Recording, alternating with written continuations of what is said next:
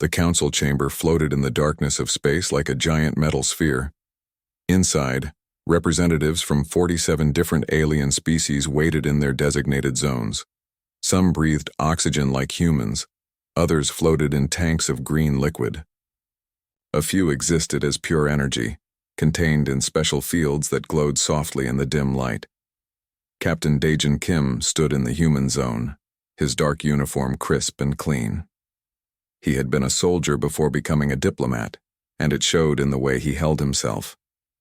Straight back, calm eyes, hands relaxed at his sides.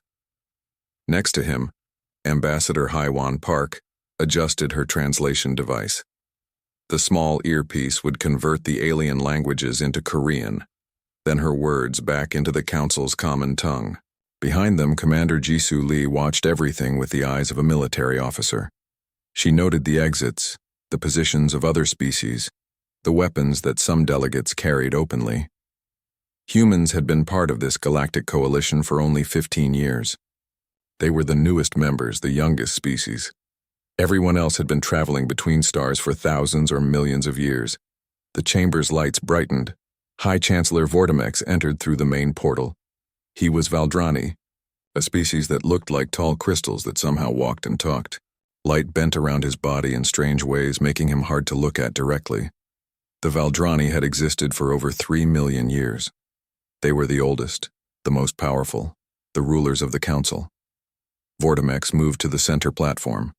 His voice came through the translation system, cold and sharp like breaking glass. We gather today to address the newest members of our coalition, the humans of Earth. Daejin felt every alien eye turn toward the human delegation. He kept his face neutral. For millennia, our coalition has maintained order through a simple system, Vortimex continued. Young species pay tribute to elder species. In return, they receive protection, knowledge, and guidance. This has brought peace to thousands of worlds. Hwan's jaw tightened slightly. Daejin noticed but said nothing. The time has come for humanity to join this system, Vortimex said, to take your place in the proper order of things.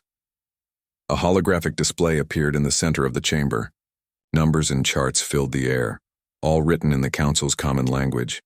Daejin's translation device worked quickly, converting the symbols into something he could understand. His blood ran cold. Earth will provide 40% of its industrial output annually, Vortimex stated. This includes raw materials, manufactured goods, and technological components. The number was staggering. 40% of everything humanity made. Additionally, Earth will share 30% of all scientific discoveries with the Council. This includes medical advances, weapons technology, and space travel innovations. Daejin glanced at Haiwan. Her face remained calm, but he could see the anger in her eyes. Finally, Vortimex said, and his crystalline form seemed to pulse with satisfaction. Earth will provide 100,000 humans annually for cultural education programs throughout the coalition. Commander Jisoo moved slightly behind them. Daejun raised one hand in a subtle gesture. Stay calm. Not yet.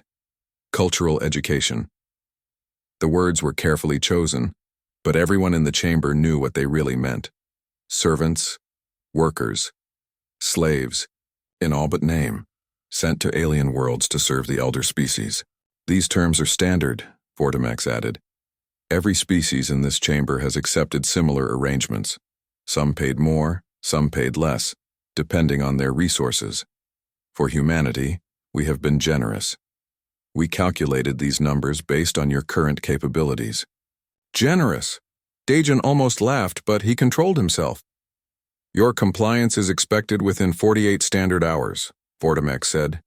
After that time, the tribute collectors will arrive at Earth to begin the first collection. Do you accept these terms? The chamber fell silent. 46 alien species watched the 3 humans. This was a formality, nothing more. Every species accepted. Some tried to negotiate the percentages, but in the end, they all bowed. They all paid. The alternative was war against the vast fleets of the elder species, and war meant extinction. Daejin stepped forward. His footsteps echoed in the silent chamber. He reached the speaking platform and activated the translation system. High Chancellor, he said, his voice steady. These terms require consultation with Earth's government. I request 48 hours to present this information to our leadership and return with our official response. A murmur ran through the chamber. Some aliens made sounds that the translator couldn't quite convert. Others shifted in their zones, surprised. Vortimex tilted his crystalline head. You wish to discuss terms that have been standard for 10,000 years? I wish to consult with my government, Dejin replied, as is proper for any major diplomatic decision. Ambassador Hyawan stepped forward to stand beside Dejin. The captain speaks for our delegation. We formally request 48 hours. For a long moment, Vortimex said nothing. Then his form pulsed with what might have been amusement. Very well. 48 hours. Though I cannot imagine what there is to discuss. He gestured with one crystalline limb. Every species that has stood where you stand now has reached the same conclusion. Compliance is the only logical choice. 48 hours, Dejin repeated. He bowed slightly, just enough to show respect, without showing submission, then turned and walked back to the human zone. The council session ended. Delegates from various species approached the human zone. Some offered what seemed like sympathy. Others gave advice about which tribute collectors were kindest, which elder species treated their students best.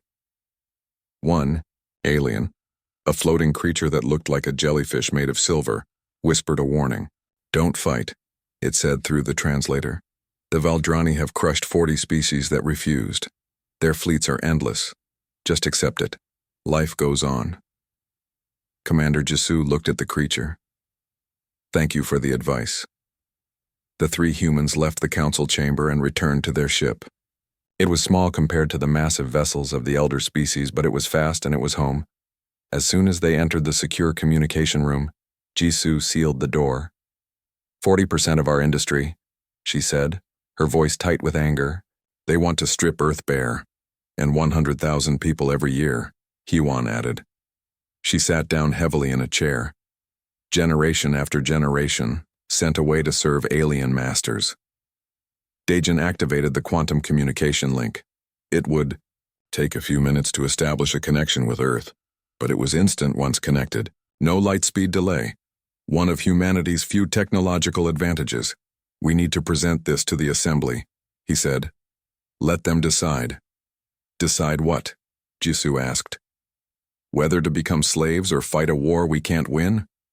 Decide how we respond, Dejin corrected. He looked at both women. We're not slaves yet, and we won't be unless we choose to be. The quantum link activated. Earth's symbol appeared on the screen, then the face of President Han Minji. She looked tired. It was late evening in Seoul, where the unified Earth Assembly met. Captain Kim, she said. I've been waiting for your call. Give me the news. Dejin took a breath, then laid out the tribute demands in clear, simple terms. He watched the president's face as he spoke. Her expression didn't change, but her eyes grew harder with each sentence. When he finished, silence filled the communication room. On Earth, 40,000 kilometers away, President Han sat back in her chair. 100,000 of our people, she said quietly. Every year, forever. Yes, Madam President. And if we refuse? Dejin glanced at Hyawan and Jisu. The Valdrani have 50,000 warships, we have 847. President Han nodded slowly. I see. She looked directly at the camera, directly at Dejin. Captain, what do you recommend? Dejin thought about the council chamber, the 46 species that had all accepted, the system that had existed for 10,000 years, the cold certainty in Vortimex's voice that humanity would comply. I recommend, he said carefully, that we make our own choice. Not the choice they expect, our choice. President Han smiled. It wasn't a happy smile. It was the smile of someone who had just made a very difficult decision. 48 hours, Captain. I'll have an answer for you. Stand by. The communication ended. The three humans sat, in silence, knowing that the next 2 days would change everything. 48 hours had passed. The council chamber filled once again with representatives from 47 species. This time, the atmosphere felt different, excited, curious. Many delegates had already prepared celebration messages to welcome humanity into the tribute system. Some had brought gifts. Others had drafted contracts for the human workers they would receive. Captain Daejin Kim walked into the human zone with Ambassador Hyuan Park and Commander Jisoo Lee. All three wore their formal uniforms. Dark blue with Earth's symbol on the shoulder. They looked calm, but Daejin's heart pounded in his chest. High Chancellor Vortimex stood at the center platform, his crystalline body reflecting the chamber's lights. Around him, other elder species waited. The Kelrath, who looked like six-legged cats made of metal. The Thornid, floating brains and mechanical bodies. The Wessic, giant insects with too many eyes. The human delegation returns, Vortimex announced. 48 hours have passed. It is time for Earth to take its place in the proper order. Several aliens made sounds of approval. One species, the Yulan, had already moved closer to the human zone. They were known for treating their tribute workers well. They clearly expected to receive some of the humans. Captain Kim, Vortimex said. Please approach. Daejin walked to the speaking platform. His footsteps echoed. Every translator in the chamber activated, ready to hear Earth's acceptance speech. Some delegates had recording devices ready. This moment would go into the historical records. The youngest species joins the tribute system. Another page in 10,000 years of tradition. Daejun reached the platform. He looked up at Vortimex's towering crystalline form. Then he looked around at all 46 other species. His translation device activated. He spoke one word. No. The sound echoed through the chamber. The translators processed it, converting it into 47 different languages simultaneously. One word, clear, simple, absolute, no silence fell. Complete total silence. Not a single alien moved. Not a single being spoke. The very air seemed to freeze. Vortimex's crystalline form flickered. Please repeat your response. The translation system may have malfunctioned. Daejin spoke clearly, each word separate and distinct. Earth's answer to the tribute demand is no. We decline. We will not comply. The chamber erupted. Dozens of aliens began speaking at once, some in shock, some in confusion. The Yulan delegate backed away from the human zone quickly, as if refusing tribute was some kind of disease that could spread. Impossible, one alien shouted through the translator. They don't understand, another said. Someone explain it to them. Vortimex raised one crystalline limb and the chamber fell silent again. His voice came through the translation system, harder now, edged with something that might have been anger. Captain Kim, you seem to misunderstand the nature of this requirement. This is not a negotiation. This is not a choice. Every species that joins the coalition accepts these terms. Ambassador Hyuan stepped forward to stand beside Daejin. She activated her own translator. High Chancellor, we understand perfectly. Earth has considered your tribute demand carefully. We have consulted with our government, our military leaders, our citizens. The answer from Earth is clear and unanimous. She paused. We refuse. The chamber exploded into chaos again. Aliens shouted in languages the translators struggled to convert. Some delegates argued with each other. Others stared at the humans like they had just grown extra heads. One alien, a Kelrath named Mirith, leaned forward in her zone. Do you understand what you're saying? Do you know what refusing means? Commander Jisoo spoke for the first time. Yes, we know exactly what it means. Vortimex's form pulsed with light. Bright, angry light. You are an infant species. Barely 15 years in this coalition. You have 800 ships against our 50,000. You have no allies, no support, no hope of victory. Why would you choose destruction over compliance? Daejin looked directly at the High Chancellor. Because you're asking us to give up our freedom. You're asking us to send our people into servitude. You're asking us to strip our world bare to feed yours. He shook his head. We didn't come to the stars to become slaves. Slaves? Vortimex's voice rose. We offer protection. Knowledge, a place in the greatest civilization the galaxy has ever known. At the cost of our freedom, Hyuan said. No protection is worth that price. An old alien in the corner, a Thornid who had been silent until now, spoke up. Its mechanical voice sounded tired. Young ones. I've lived for 4,000 years. I have seen species refuse before. 40 times species have said no. All 40 are now extinct. Their worlds are empty. Their names are forgotten. The Thornid paused. Don't be the 41st. Jisoo looked at the old alien. Then we'll be remembered as the species that died free rather than lived on our knees. More chaos. More shouting. The younger species in the council looked frightened. They had all accepted the tribute. They had all bowed. Seeing someone refuse was like watching someone jump off a cliff. Shocking, terrifying, impossible to look away from. Vortimex's form blazed with light now. You have one final chance, one last opportunity to save yourselves. Withdraw your refusal, accept the tribute system. Humanity can still join us peacefully. Daejin didn't hesitate. No. Then you choose war, Vortimex said coldly. No, Daejin replied. You chose war when you demanded we surrender our freedom. We're simply declining to give it to you. The High Chancellor turned to address the entire council. Let the records show that Earth has refused the standard tribute requirements. Let it be known that the Valdrani Empire will enforce the tribute through corrective measures. He looked back at the humans. You have one solar cycle, one rotation of your planet around your sun. The tribute collectors will arrive with full military escort. If you do not comply, they will take what is owed by force. 50,000 warships, Hewen said. You're sending your entire fleet against one planet? Not our entire fleet, Vortimex corrected. Just enough to remove any hope you have of resistance. When you see our ships arrive, you will understand your mistake. Commander Jisoo smiled. It wasn't a friendly smile. We'll be waiting. Your 800 ships against our thousands? Vortimex's form pulsed with what might have been laughter. This will not be a battle. It will be an execution. Jisoo's smile didn't fade. You're welcome to try. The three humans turned and walked out of the council chamber. Behind them, 46 species erupted into discussion. Some called the humans brave. Others called them insane. A few called them both. As the humans left, Scholar Mirith of the Kelrath pulled up her datapad. She began searching through Earth's historical records. Something about the humans' confidence bothered her. They weren't acting like a species facing extinction. They were acting like a species that had a plan. She needed to understand what she was missing.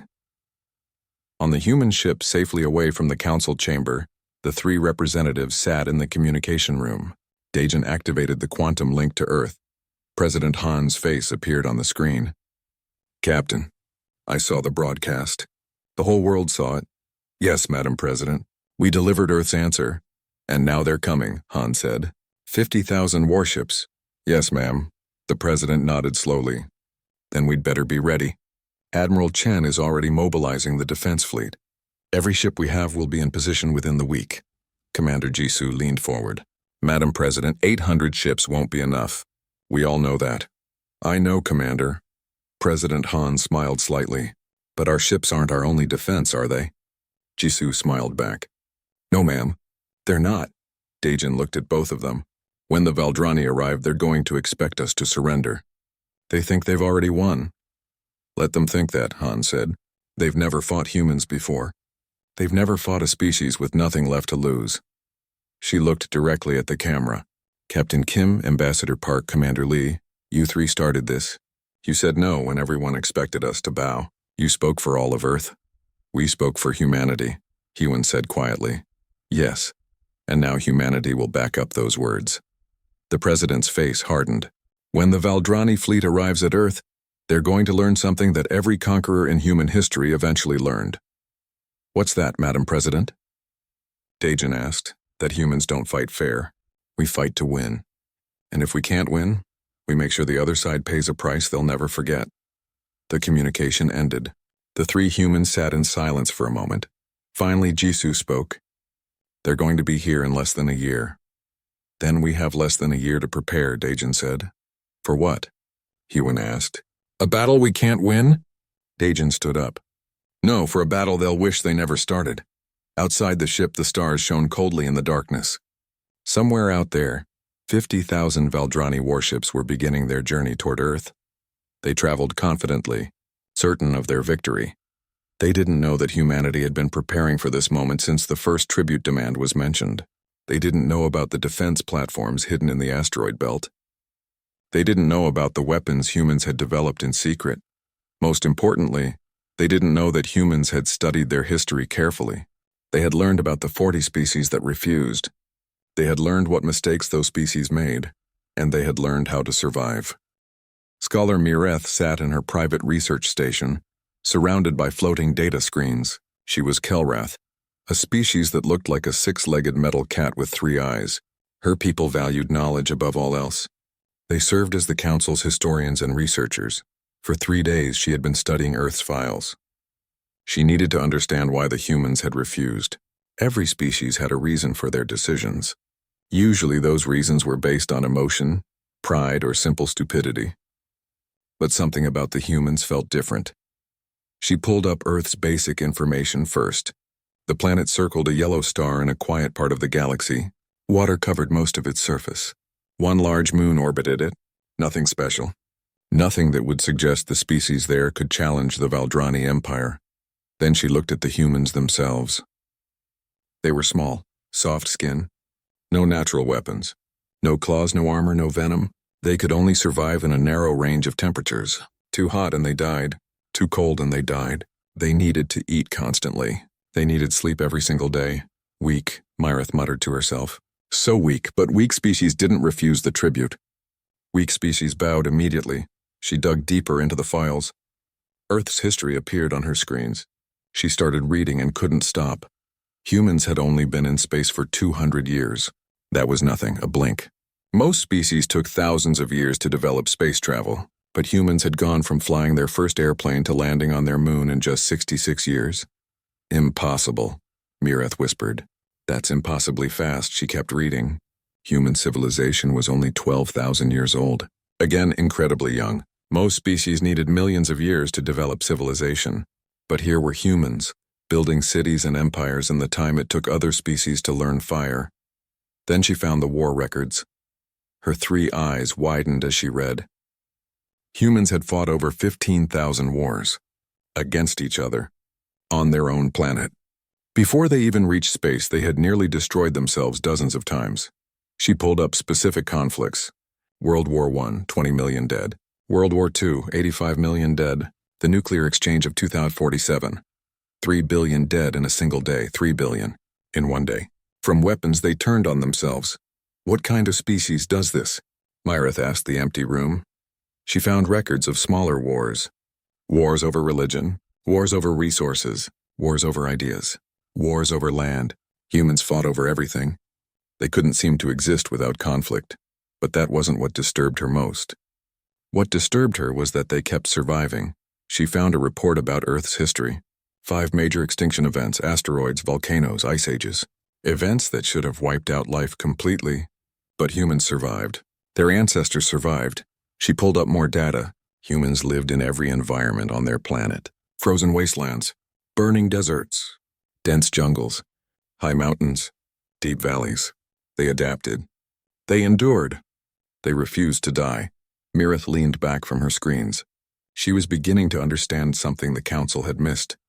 She opened a new search. Military tactics. She needed to know how humans fought. The files were disturbing. Humans didn't fight with honor.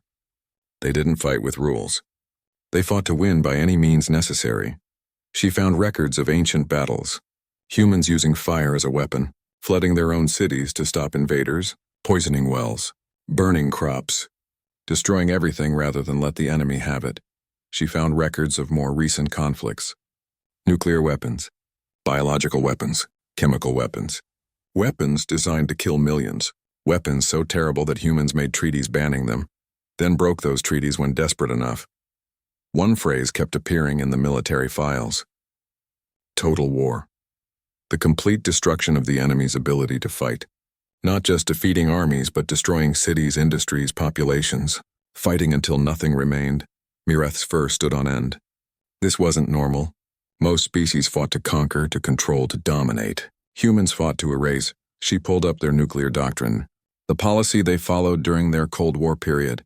It had a name that made her blood run cold. Mutually assured destruction. The concept was simple and insane. If you attack us with nuclear weapons, we will respond with nuclear weapons. Both sides will be completely destroyed. Both sides will die. The only way to win is not to fight at all. It was madness. It was holding a knife to your own throat and saying, "Don't make me do it," and it had worked. For 70 years, 2 human nations had aimed thousands of nuclear weapons at each other. Neither attacked. Both survived. Mirith looked at the current date. The Valdrani fleet would reach Earth in 11 months. They expected the humans to surrender when they saw the overwhelming force. But humans didn't surrender. That's what the files kept showing her, over and over. Humans fought until they won or until they died. There was no middle ground. She found a battle from Earth's history. Thermopylae. 300 soldiers against an army of thousands. The 300 knew they would die. They fought anyway. They held for days, killing thousands before they fell. She found another battle. Stalingrad. A city under siege. Millions of people trapped. No food, no supplies. They could have surrendered.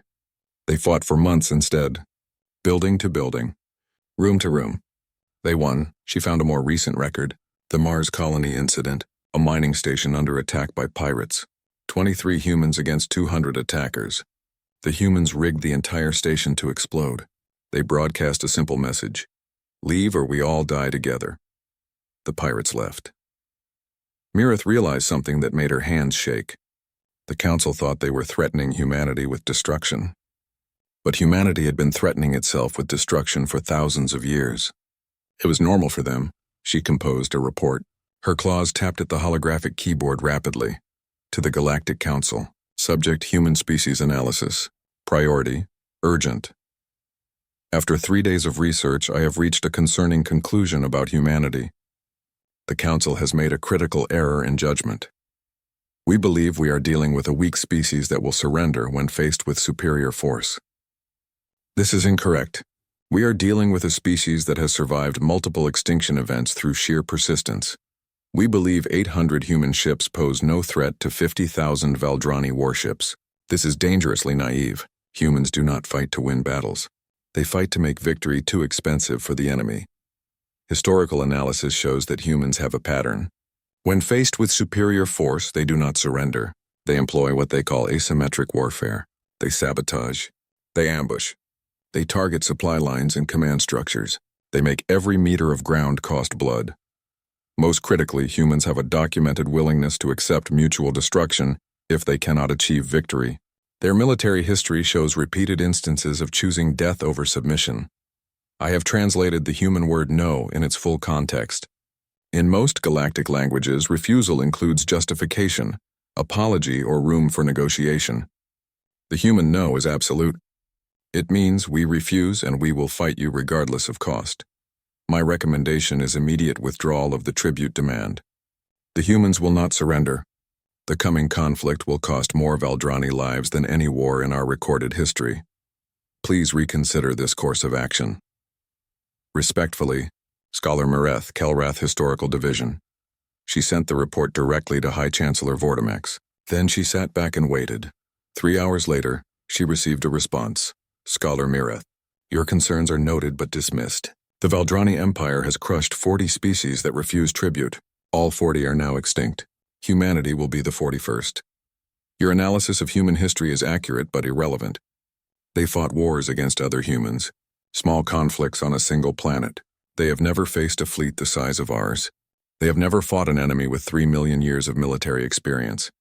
800 ships cannot defeat 50,000. This is mathematics, not opinion. When the humans see our fleet, they will understand their mistake. They will surrender. If they do not surrender, they will die. Either outcome is acceptable. The fleet departs in 4 weeks. Prepare documentation for the subjugation of Earth. High Chancellor Vortimex, Valdrani Empire. Mirith read the response 3 times. Then she pulled up the historical files of the other 40 species that had refused. She spent hours reading about their defeats. A pattern emerged. All 40 species had tried to fight the Valdrani in space battles. Traditional warfare, fleet against fleet.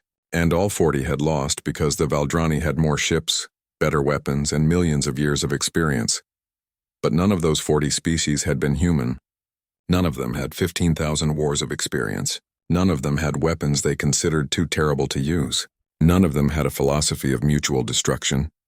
She pulled up Earth's current military status. 847 ships, all concentrated in their home system. It looked like a defensive position. A last stand, but something bothered her. The humans knew they couldn't win a traditional space battle. They had access to the same historical files she did. They knew how the other 40 species had lost, so why weren't they evacuating? Why weren't they surrendering? Why were they preparing to fight a battle they knew they couldn't win? She searched for more information. She found references to weapons. The Valdrani fleet emerged from hyperspace at the edge of Earth's solar system.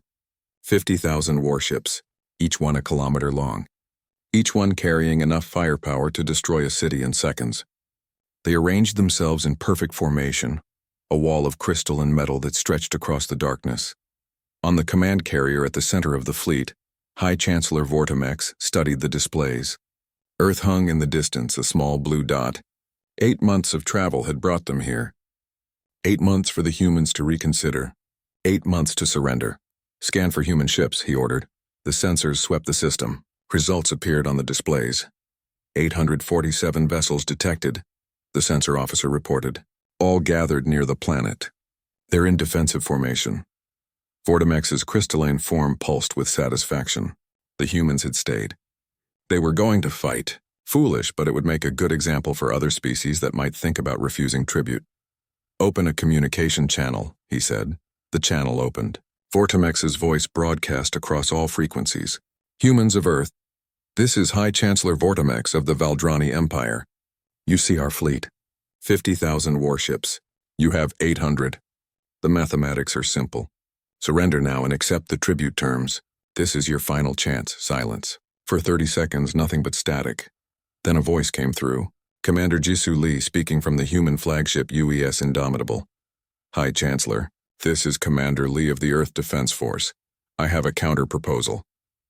We do not negotiate, Vortimex said coldly. I'm not negotiating, Jisoo replied. I'm giving you a warning. Turn back now. Leave our system. This is your only chance. Laughter echoed through the Valdrani command carrier. Officers made sounds of amusement. The idea that 800 ships could threaten 50,000 was absurd. You warn us, Vortimex said. You who are outnumbered 60 to 1. You who have no allies and no hope. We don't need allies, Jisoo said. And we don't need hope. We just need you to understand one thing. If you attack Earth, you're not starting a battle. You're starting a war, and humans are very good at war. Noted, Vortimex said dismissively. Begin the attack. Target their flagship. Let's see how brave they are when their commander is dead. The Valdrani fleet opened fire. Thousands of energy weapons lit up the darkness. Crystal beams, plasma bursts, particle waves, all focused on one ship, the human flagship. The Indomitable shuddered as the weapons hit. Its shields flared bright. Armor plates cracked. Secondary explosions rippled along its hull, but it kept flying. Impossible, someone said on the command carrier. Those weapons should have destroyed it. Hit it again, Vortimex ordered. The fleet fired a second barrage. The Indomitable's shields collapsed. Its armor failed. Explosions tore through 3 sections. The ship kept coming. Jisoo's voice came through the communication channel. Calm. Almost bored. Is that all? Our turn. The human fleet opened fire and the Valdrani learned their first lesson about fighting humans. Humans didn't care about elegant tactics or honorable combat. They cared about winning. The human ships used weapons the Valdrani had never seen before. Kinetic missiles that moved too fast to track. Nuclear warheads that exploded in patterns designed to maximize damage. Cyber attacks that invaded Valdrani systems and turned their own computers against them. 3 Valdrani ships exploded in the first 30 seconds. How? Someone shouted on the command carrier. How are they doing this? The human ships moved strangely. They didn't fly in formation. They scattered, each one targeting different enemies. They used the asteroids as cover. They used debris from destroyed ships as weapons, ramming it into Valdrani vessels. One human ship, badly damaged and losing power, accelerated directly at a Valdrani cruiser. The crews on both ships had seconds to realize what was happening. The human ship self-destructed at the moment of impact. Both ships disappeared in a blast of nuclear fire. They're insane, an officer said. They just suicide attacked us. All ships, Vortimex ordered. Concentrate fire. Destroy them quickly. But destroying them wasn't quick. Every human ship fought like it was the last ship in the universe. When their shields failed, they kept fighting. When their weapons ran out, they rammed. When their ships were torn apart, the crew used escape pods to attack enemy vessels. And all the while, more human weapons revealed themselves. Automated defense platforms hidden in the asteroid belt activated. Thousands of them. They fired missiles, lasers, and kinetic weapons. The Valdrani fleet had to split its attention between the human ships and the platforms. Weapons platforms hidden on Mars's moons opened fire. More platforms near Jupiter. More near Saturn. The entire solar system had been turned into a fortress. How much did they spend on this? An officer asked in shock. How long have they been preparing? Since the day they joined the coalition, Vortimex realized. They've been building weapons instead of trading. They've been preparing for this war since the beginning. The battle raged for 3 hours. The Valdrani fleet had numerical superiority, better shields, and more powerful weapons. They should have won easily, but humans didn't fight fair. They hacked Valdrani communications and sent false orders. They targeted command ships first, killing officers and disrupting coordination. They used psychological warfare, broadcasting images of Valdrani casualties across all channels. They showed no mercy and asked for none. 600 human ships were destroyed in those 3 hours, but they took 8,000 Valdrani warships with them. 8,000 ships that had served the Empire for millions of years. Gone. Destroyed by a species that had been in space for 2 centuries. On the command carrier, officers stared at casualty reports in disbelief. This wasn't supposed to happen.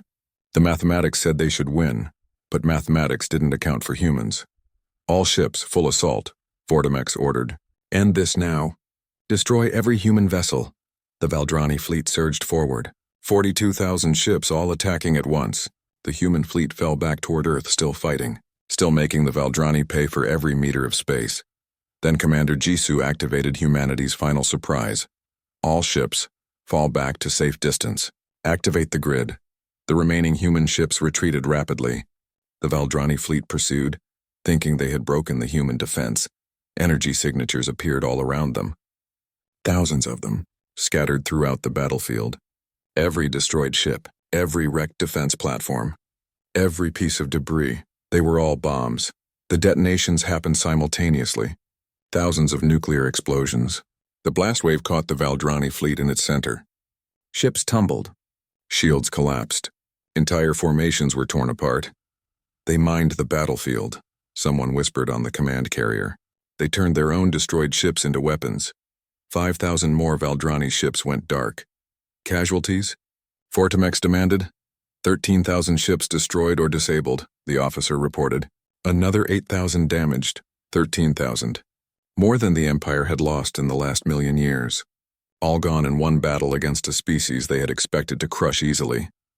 Pull back, Vortimex ordered quietly. Reform the fleet, sir? An officer questioned. We still outnumber them. By how much? Vortimex asked. We started with 50,000 ships. We have 37,000 operational. They started with 800. They have 247 left, the officer did the math. We outnumber them 150 to 1. And how many will be left if we continue this fight?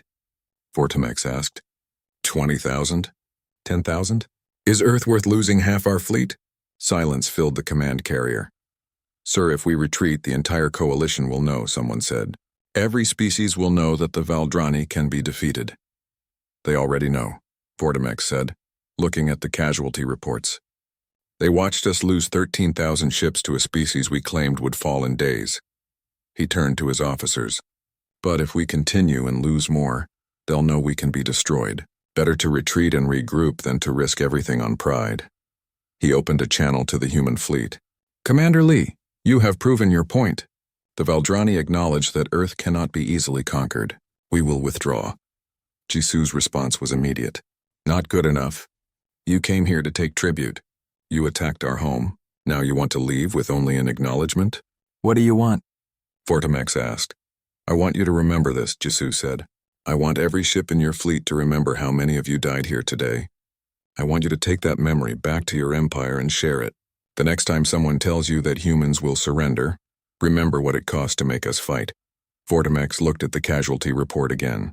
13,000 ships, agreed. We will remember. The Valdrani fleet turned and retreated. Slowly, in formation, but retreating nonetheless. On the human flagship, Commander Jisoo watched them go. Around her, the bridge crew sat in exhausted silence. 2/3 of Earth's defense fleet was gone, thousands of soldiers dead. The orbital stations were destroyed. Mars' colony was damaged, but Earth survived. And the Valdrani retreated. Casualties? She asked quietly. 600 ships destroyed, 43,000 personnel killed or missing, 27,000 wounded, 43,000. The number made her heart ache.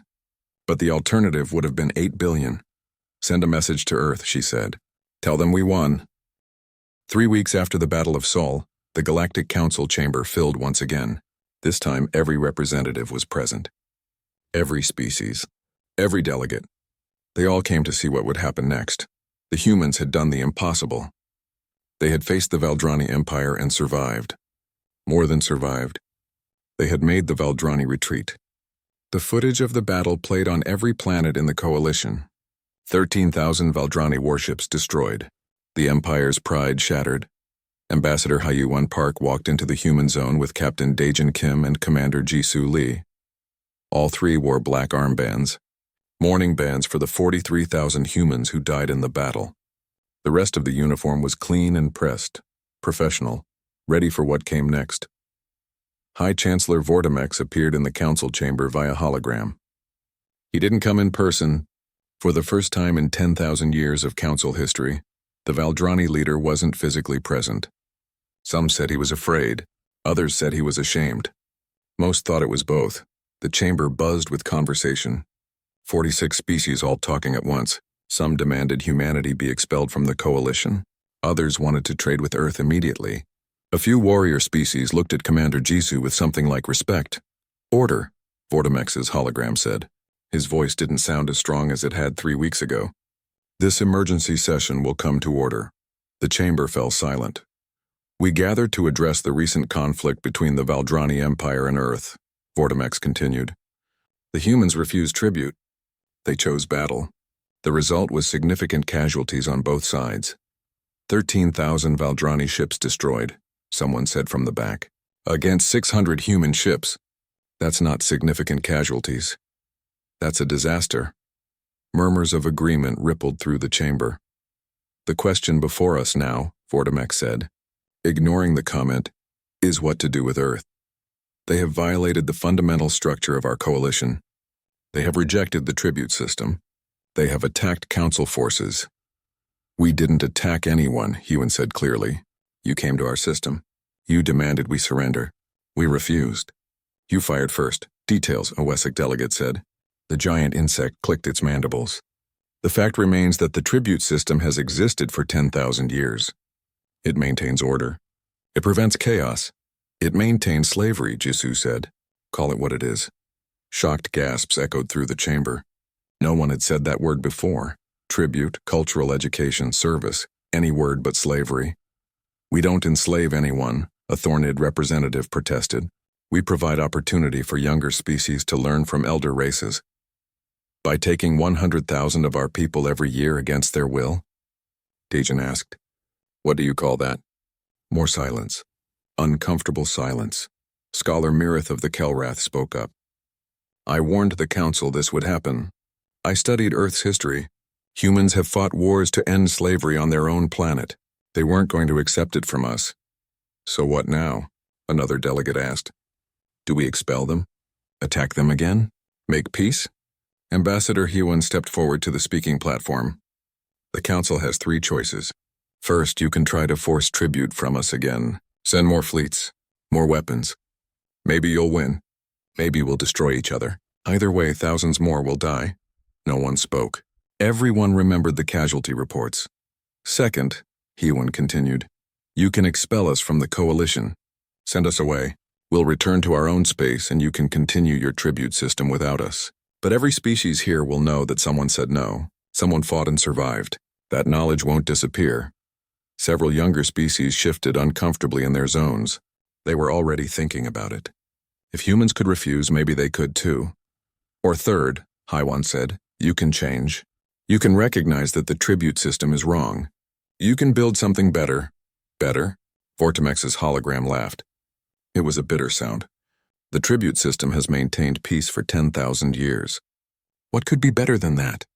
Actual peace, Daejin said, standing beside Hyuan. Peace built on respect, not fear. Peace where species help each other because they want to, not because they're forced to. Impossible, a Valdrani officer said. Species are not equal. Some are older, wiser, stronger. The young must serve the old. That's natural order.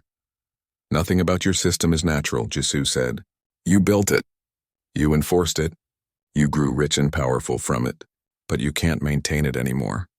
Not after what happened at Earth. One battle doesn't change 10,000 years, Vortimex said. It already has. Mireth spoke up. High Chancellor, with respect, 3 younger species have already contacted me privately. They're asking how much support Earth would provide if they refused tribute. 2 more species are calculating the cost of rebellion. Your empire won at Sol, but you lost 13,000 ships doing it. Do you have enough ships to enforce tribute on every species that might refuse now? The chamber erupted into noise. Species talking over each other. Some angry, some excited, some afraid. Vortimex's hologram flickered. He looked older somehow, tired. What are you proposing, Ambassador Park? Ewan pulled up a holographic display. A document appeared in the center of the chamber. Text in every language the Coalition used. The Galactic Alliance Charter, she said. A replacement for the Coalition. No tribute. No forced service. Species contribute resources voluntarily for mutual defense and research. Every species has equal voting rights regardless of age or power. Protection is provided to all members. Paid for by all members. You want to abolish tribute entirely? A delegate asked in shock. Yes, Hywan said simply. The elder species will never agree, someone said. Why would we give up tribute? Because you don't have a choice anymore, Dajan said. The tribute system worked when everyone believed it was inevitable, but we proved it's not. We proved you can say no. Now every species knows it. You can either adapt or watch your empire crumble species by species. Vortimex's hologram was silent for a long moment. Finally he spoke. If we agree to this charter, what happens to the Valdrani Empire? The Empire continues, Hywan said. You remain one of the strongest species in the Alliance. You have knowledge, technology, and experience. Species will still come to you for help, but they'll come as partners, not subjects. And if we refuse, then you can try to maintain tribute by force, Jisoo said. But remember, we know how to fight now, and we'll teach anyone who asks. The threat hung in the air, not a threat of violence, but a threat of knowledge. Earth would show other species how to resist, how to fight, how to win. I need time to discuss this with my people, Vortimex said. You have 48 hours, Hywan said. Just like you gave us. The council session ended. For 2 days, the entire coalition debated. Elder species tried to rally support for maintaining tribute. Younger species whispered about freedom. Merchant species calculated the economic impact of change, and Earth waited. When the council reconvened, the results were closer than anyone expected. 31 species voted to adopt the Galactic Alliance Charter. 12 voted against. 4 abstained. The tribute system, 10,000 years old, ended with a simple majority vote. High Chancellor Vortimex, to his credit, accepted the results. The Valdrani Empire will join the Galactic Alliance. We will honor the new charter. He paused. Though I believe history will show this to be a mistake. Maybe, Hywan said. But it will be a mistake we chose, not one forced on us. Over the next 6 months, the transition happened. Tribute collectors were sent home. Forced workers were freed. Species that had suffered under the old system began to recover. Captain Dajan became Earth's first ambassador to the new Galactic Alliance. Ambassador Hywan returned to Earth as Secretary of Galactic Affairs, helping to manage humanity's role in the changed galaxy. Commander Jisoo was promoted to Admiral and put in charge of the Alliance's Joint Defense Force, teaching other species human military tactics. Scholar Mireth became humanity's advocate and liaison. She helped other species understand Earth's culture and history. She explained why humans fought so hard for freedom. She became, in many ways, the bridge between humanity and the rest of the galaxy. 3 species that had been considering leaving the old coalition applied for alliance membership. 5 more expressed interest. The balance of power in the galaxy shifted fundamentally. 6 months after the Battle of Sol, a new species made contact with the Galactic Alliance. They called themselves the Draxan. They were powerful, advanced, and confident. Their first message was simple and direct. We have observed your civilization. We find it acceptable. You will provide tribute to the Draxon Collective. 40% of all industrial output, 30% of all scientific knowledge, 50,000 members of various species annually for service. You have one rotation of your planet to comply. The message was received at the Alliance Council. Every delegate read it. Many laughed. A few felt nervous. The Draxon were unknown, possibly dangerous. The council convened to discuss their response. 46 species from dozens of different worlds. They debated for 3 hours. Some wanted to investigate the Draxon first. Others wanted to send a diplomatic mission. A few suggested military reconnaissance. Finally, Ambassador Dajan stood. We're overcomplicating this. The Draxon made a demand. We don't comply with demands anymore. Let's tell them that. Well,